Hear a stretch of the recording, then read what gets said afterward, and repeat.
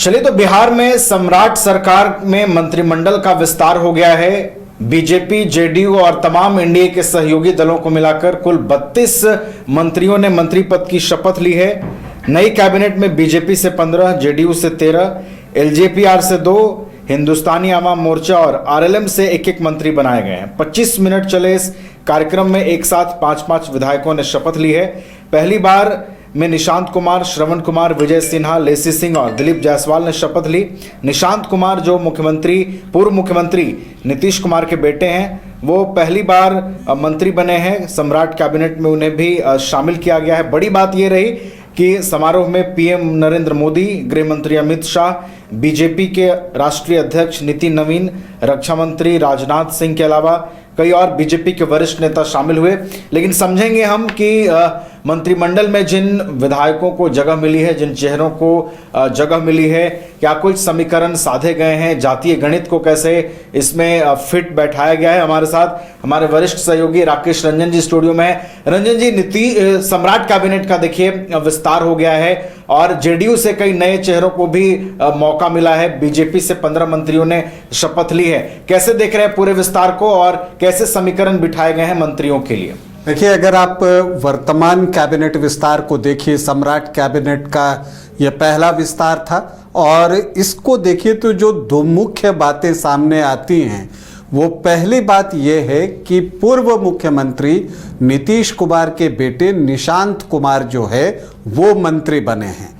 शुरू में आप देखें कि जब सम्राट चौधरी मुख्यमंत्री के रूप में शपथ ले रहे थे और बात थी कि उप मुख्यमंत्री जेडीयू से बनेंगे, तो उस वक्त निशांत कुमार की काफ़ी चर्चा थी। लेकिन तब न निशांत कुमार माने न नीतीश कुमार माने और फिर उसके बाद विजय चौधरी और विजेंद्र यादव ने उप मुख्यमंत्री पद की शपथ ली। लेकिन तभी से जेडीयू के वरिष्ठ नेताओं ने इसे एक होमवर्क की तरह ले लिया था। निशांत कुमार की राजनीति में सक्रियता बढ़ाई गई, सद्भाव यात्रा वो निकाल रहे हैं और उसके बाद उनको कन्विंस करने की कोशिश की गई कि आप मंत्रिमंडल में शामिल हों, दल के लिहाज से ये ज़रूरी है।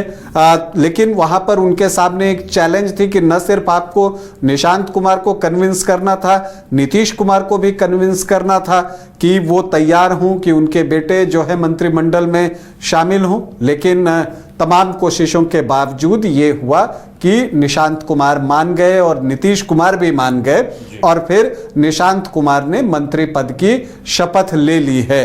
तो एक जो पहली मुख्य बात या विशेषता कह लीजिए इस मंत्रिमंडल की है, वो यही है कि निशांत कुमार मंत्री बने हैं। मतलब कि अब निशांत कुमार बने मंत्री, अब राजनीति में हो गई उनकी पूरी एंट्री। तो अब जो है ये एक चीज यहां पर दिखती है। जो दूसरी खास बात इस कैबिनेट विस्तार को देखकर जो निकल रहा है, वो ये निकल रहा है, जो कि चौंकाने वाला निर्णय है कि मंगल पांडे इस कैबिनेट से ड्रॉप किए गए हैं। पश्चिम बंगाल में उनका काम बहुत पसंद किया गया, सराहा गया। पश्चिम बंगाल में बीजेपी को जो बड़ी कामयाबी मिली है, उसके पीछे मंगल पांडे के योगदान को नकारा नहीं जा सकता। उनकी महती भूमिका रही है, लेकिन बावजूद इसके उनको कैबिनेट से ड्रॉप किया गया। जबकि संभावना तो यह व्यक्त की जा रही थी कि मंगल पांडे को और अच्छा मंत्रालय मिल सकता है, लेकिन उनको ड्रॉप कर दिया गया। देखिए, बीजेपी की कोई लिस्ट आए और उसमें सरप्राइज ना हो, चौंकाने वाली कोई बात ना हो, ऐसा तो होता नहीं। तो इस बार जो चौंकाने वाली बात सामने आई है, वो ये आई है कि मंगल पांडे इस कैबिनेट का हिस्सा नहीं बने हैं। अब इसे आप अलग अलग तरह से देख सकते हैं, समझ सकते हैं। देखिए, एक चीज तो ये दिखती है कि अब आप मानकर चलिए कि मंगल पांडे को कोई बड़ी जिम्मेदारी दी जाएगी, तो कोई बड़ी जिम्मेदारी उनका इंतजार कर रही है संगठन के तौर पर। जो है संगठन में वो उनको कोई बड़ा काम जो है वो दिया जाएगा। अब देखना यह है कि उनको कौन सा बड़ा काम दिया जाता है। तो ये भी देखना होगा कि उत्तर प्रदेश में भी चुनाव होने हैं, तो क्या वहां पर प्रभारी या सह प्रभारी के तौर पर मंगल पांडे का नाम सामने आ सकता है। क्योंकि केवल उनके प्रदर्शन के आधार पर उनको ड्रॉप किया जाएगा, ये बात कुछ हजम नहीं होती, क्योंकि उनके काम से किसी की नाखुशी भी नहीं थी और वो आला कमान के नजदीक भी थे। तो ऐसे में ड्रॉप होना जो है वो थोड़ा समझना मुश्किल है। तो ये तो आप मानकर चलिए कि उनको कोई बड़ी जिम्मेदारी संगठन में दी जाने वाली है। तो ये दो प्रमुख बातें हैं इस मंत्रिमंडल से। बाकी तो कॉमन चीजें हैं जो हर मंत्रिमंडल विस्तार के बाद हम कहते हैं कि इसमें क्षेत्रीय संतुलन ढूंढा गया है, जातीय संतुलन ढूंढा गया है और अनुभव और युवा को का एक सामंजस्य बिठाने की कोशिश हो गई है।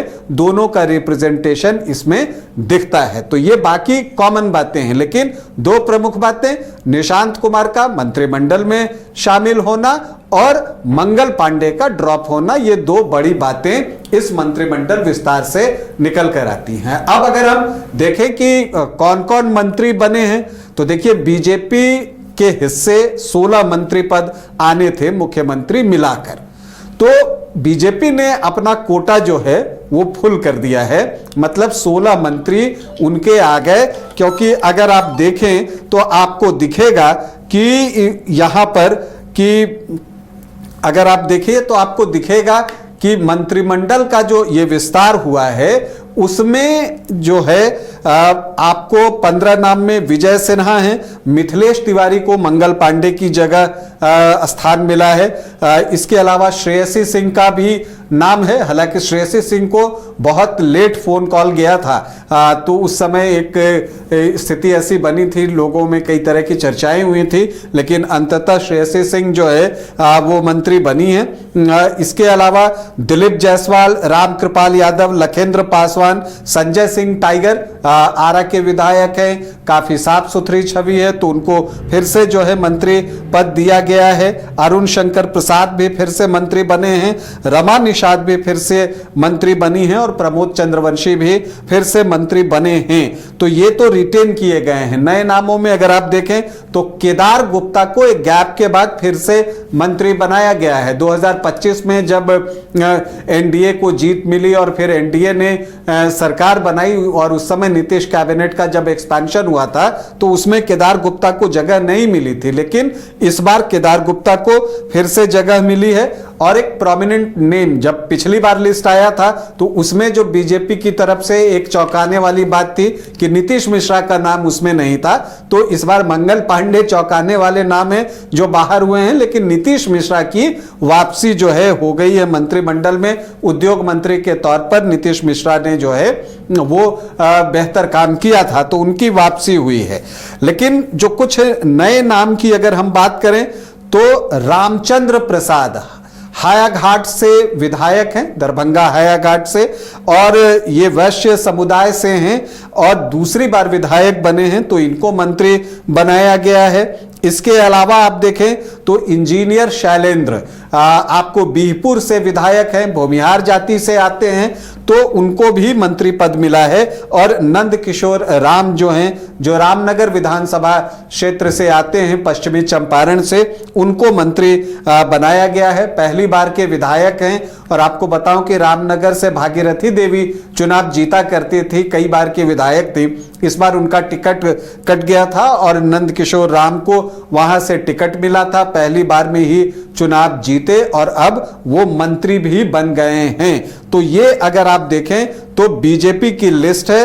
अगर इसमें आप देखें तो जो एससी वर्ग से आप देखें तो 2 मंत्री हैं इसमें। आप देखिएगा तो एक तो लखेंद्र पासवान जो है वो दिखते हैं, और इसके अलावा अगर आप जाएं तो नंद किशोर राम, तो 2 एससी कम्युनिटी से हैं, 2 ब्राह्मण हैं, जिसमें कि मिथिलेश तिवारी जो कि मंगल पांडे की जगह पर मंत्री बने हैं, बैकुंठपुर के विधायक हैं, 2015 में विधायक बने थे यहीं से, 2020 में हालांकि हार गए थे लेकिन फिर 2025 में जीते हैं। और तो तो वो और नीतीश मिश्रा, दो ब्राह्मण हैं, दो राजपूत भी हैं, श्रेयसी सिंह और संजय सिंह टाइगर, दो भूमिहार हैं, विजय सिन्हा हैं, और इसके अलावा इंजीनियर शैलेंद्र जो हैं उनको जगह मिली है। राम कृपाल यादव यादव जाति को रिप्रेजेंट कर रहे हैं। 4 वैश्य हैं, सबसे ज्यादा तो दिलीप जायसवाल हैं, केदार गुप्ता हैं, इसके अलावा अरुण शंकर प्रसाद हैं और रामचंद्र प्रसाद हैं। निषाद एक रमा निषाद हैं, और चंद्रवंशी अगर आप बात करें तो प्रबोध चंद्रवंशी इसमें हैं। तो ये बीजेपी का है। अगर आप जेडीयू से देखें तो जेडीयू की कोशिश जो लवकुश वोट उनका है उसको साधने की इस बार भी दिखती है, क्योंकि जब उसमें आप देखेंगे तो 2 कुर्मी दिखेंगे, 1 कुशवाहा दिखेंगे और 2 धानुक दिखेंगे। तो जो लवकुश का दायरा जो है नीतीश कुमार ने एक बढ़ाया था उसका खास ख्याल रखा गया है।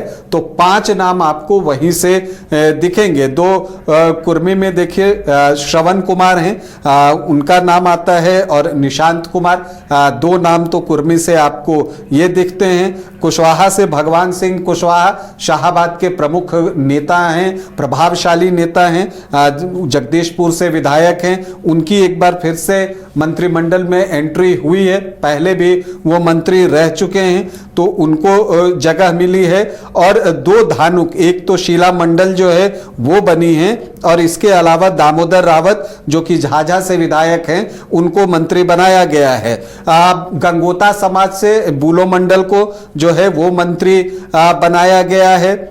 एक यादव तो विजेंद्र यादव उप मुख्यमंत्री ही हैं, और सहनी एक मदन सहनी जो हैं वो यहाँ पर हैं, और वैश्य से एक श्वेता गुप्ता शिवहर से पहली बार विधायक बनी हैं। डॉक्टर श्वेता गुप्ता हैं, उनके पति भी डॉक्टर हैं और फेमस डॉक्टर हैं शिवहर और सीतामढ़ी में जो है चिकित्सा के क्षेत्र में इन दोनों का एक नाम है। तो उनको भी जो है मंत्री पद जेडीयू ने दिया है। तो आप देखें, और एक अल्पसंख्यक पूरे मंत्रिमंडल में है मोहम्मद जमा खान, वो भी जेडीयू से ही हैं।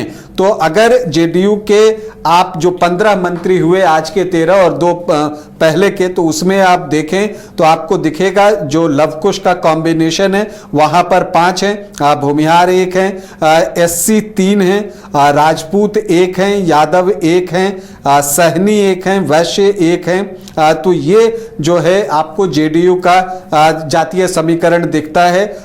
एलजेपीआर से संजय पासवान और संजय सिंह एक बार फिर से मंत्री बने हैं। हम सेकुलर से संतोष सुमन एक बार फिर से मंत्री बने हैं, और उपेंद्र कुशवाहा की पार्टी से दीपक प्रकाश एक बार फिर से मंत्री बने हैं। तो अगर आप जो टोटल 35 मंत्री बने हैं उस सूची को देखें तो अनुसूचित जाति से 7 मंत्री हैं। अब अनुसूचित जाति से जो मंत्री बनाए गए हैं तो उसमें जो अनुसूचित जाति में अलग अलग वर्ग या जातियां होती हैं सभी का ध्यान रखा गया है। पासवान हैं, रविदास हैं, मांझी हैं, पासी हैं, तो सभी को इसमें जगह देने की कोशिश हुई है। वैश्य से 5 जो है मंत्री पद हैं, इसमें भी अलग अलग जातियों का ख्याल रखा गया है। इसके अलावा अगर आप देखें तो कुशवाहा 3 हैं, मुख्यमंत्री सहित 3 कुशवाहा हैं, और 2 कुर्मी हैं और 2 धानुक हैं। तो ये 7 जो है आपको लवकुश कॉम्बिनेशन से दिखते हैं। इसके अलावा आप देखें तो गंगोता 1, चंद्रवंशी 1 और मुस्लिम वर्ग से 1 आपको दिखेंगे, और सामान्य जाति से आप बात करें तो यहां पर आपको 9 दिखेंगे, जिसमें कि 4 राजपूत मंत्री हैं, 3 भूमिहार और 2 ब्राह्मण मंत्री हैं। तो ये जो है जातीय समीकरण जो है साधने की कोशिश हुई है, कोशिश की गई है कि ज्यादा से ज्यादा जातियों को मंत्रिमंडल में जगह मिले और उनका रिप्रेजेंटेशन रहे, इस बात का ख्याल रखा गया है। और एक और खास बात नवीन, कि चूंकि 35 मंत्री चुन लिए गए हैं, आप बिहार में अधिकतम 36 मंत्री चुन सकते हैं, तो सिर्फ एक जगह खाली है, और वो जो जगह खाली है चूंकि बीजेपी और जेडीयू का 50-50 का फार्मूला है, तो बीजेपी ने चूंकि अब मुख्यमंत्री सहित 16 उसके मंत्री हो जाते हैं और दूसरी तरफ जेडीयू के 15 ही हैं, मतलब जो एक पद खाली है वो जेडीयू के हिस्से का खाली है, बाकी एलजेपीआर, हम सेकुलर और उपेंद्र उपेंद्र कुशवाहा की पार्टी का कोटा जो है वो भर लिया गया है। तो 35 विधायक को मंत्री बना देना, हालांकि निशांत कुमार अभी किसी सदन के सदस्य नहीं है, इसी तरह से दीपक प्रकाश भी किसी सदन के अभी सदस्य नहीं है। इन दोनों को 6 महीने के अंदर जो है वो सदस्यता लेनी होगी विधानसभा या विधान परिषद की। तो अब अगर आप इसको देखते हैं तो आपको दिखता है कि 35 मंत्री पद बांट देना, इसका मतलब है कि जो बीजेपी की नई सरकार, बीजेपी के नेतृत्व में जो ये नई सरकार बनी है, उसने अपना इरादा जाहिर कर दिया है कि अब वो वेट एंड वॉच की स्थिति में नहीं है, मतलब पूरी ताकत के साथ काम करना है। बहुत जल्दी मंत्रिमंडल का विस्तार कर दिया जाएगा और यह संदेश दे दिया गया है केंद्र से, जो केंद्रीय नेतृत्व है उसने भी ये बात साफ कर दी है कि अब कोताही नहीं बरतनी है, क्योंकि आप 2026 में हैं, 2029 में लोकसभा का भी चुनाव होना है, तो उससे पहले आपको बहुत ही कारगर कदम राज्य में उठाने होंगे और अपने काम से लोगों को खुश करना होगा।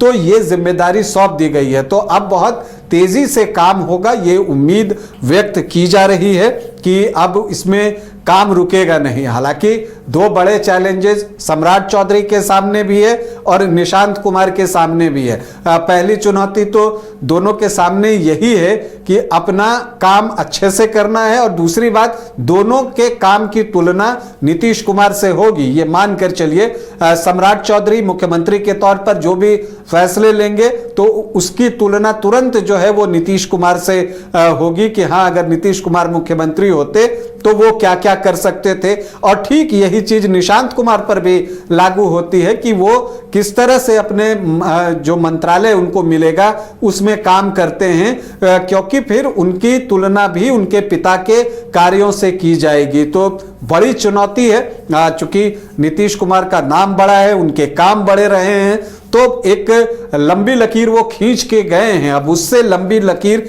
खींचने की चुनौती सम्राट चौधरी और निशांत कुमार दोनों के ऊपर होगा।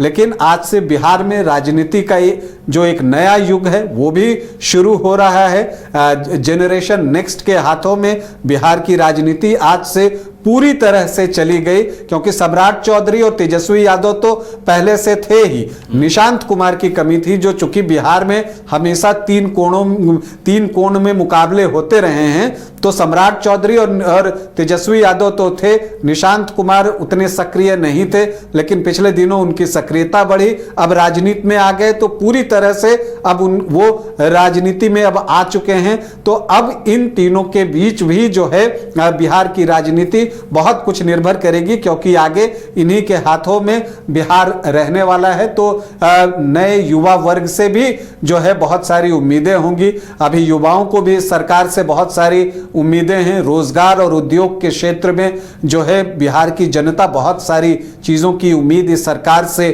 कर रही है। तमाम जो मंत्री बने हैं उनको शुभकामनाएं कि वो बेहतर काम करें, बिहार को आगे लेकर जाएं। यही बातें जो है इस मंत्रिमंडल की। लेकिन 2 खास बात, निशांत कुमार मंत्री बने और मंगल पांडे ड्रॉप हुए। चलिए, तो कुछ चौंकाने वाली चीजें भी रही, जैसे मंगल पांडे जो अब नीतीश कैबिनेट का, सम्राट कैबिनेट का माफ कीजिएगा, हिस्सा नहीं होंगे। इसके अलावा पूर्व मुख्यमंत्री नीतीश कुमार के जो बेटे हैं निशांत, वो भी अब राजनीति में पूरी तरीके से उनकी एंट्री हो गई है। इसके अलावा 32 मंत्रियों ने शपथ ली है। तो सम्राट के नेतृत्व में उनका जो टीम है, उनकी जो मंत्रिमंडल की पूरी फौज है वो तैयार हो गई है। और अब देखना है बिहार के विकास के लिए सम्राट कैबिनेट आने वाले दिनों में कैसे काम करते हैं। बहुत बहुत शुक्रिया राकेश जी आपका हमारे साथ जुड़ने के लिए, तमाम जानकारी हम तक पहुंचाने के लिए।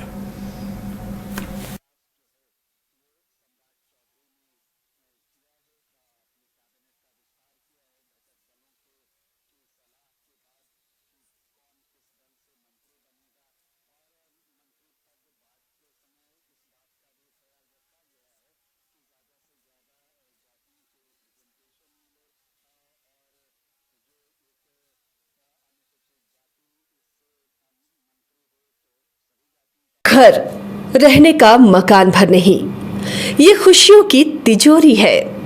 दरवाजे पर दस्तक देता पड़ोस, खिड़कियों से उमड़ आता आसमां, तारों में उलझी ऐसी ना जाने कितनी दास्तां। कहती हैं चले डायमंड सिटी। एक सफर हम सफर के साथ अपने घर तक। Diamond city, life long bonding, 500 से ज्यादा खुशहाल डायमंड परिवार। जल्दी करें, सिर्फ 200 फ्लैट बाकी। आज ही बुक करें अपना आशियाना।